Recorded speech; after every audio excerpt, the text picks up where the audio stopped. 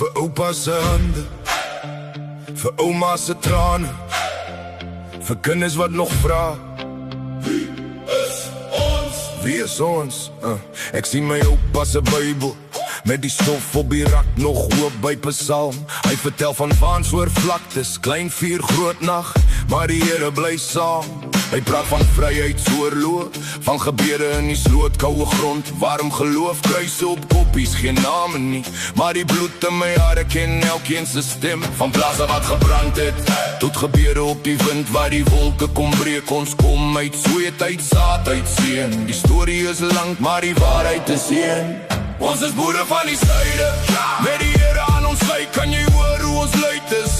Hulle praat, hulle haat, gooi leen soos vuur, maar die waarheid staan vast soos 'n ou akkerboom hier. Ons beskerm ons vroue, ons kinders, ons grond, ons taal, ons geloof, dis gebind in 'n verbond. Laat hulle skree, laat hulle skryf, vol propaganda. Ons knie buig net voor God, nie voor 'n agenda nie.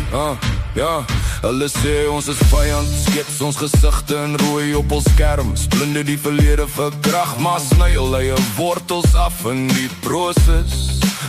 Ons het al rooi vlaag gesien wapper, harde stemme wat beloof om alles plat te trek, maar ek sien net 'n jong boer wat sy meisie se hand vat, dring in sy sak, son, sak, weg, hy fluister. Sal jy bly as dit moeilik raak, as alweer ons name skend? Sy sê my liefde is nie bang vir lawaai nie, ons bou huis op die rots, nie op ons sand nie, my vriend. Dis veldblomme in haar hare, dis reendruppels op sinkdak, sagte naglied, twee harte wat ja sê, as kreeg die wêreld nie, liefde wat langer hou as 'n manifest. Ons is boere van die suide, met die Here aan ons sy, kan jy hoor hoe ons luid is.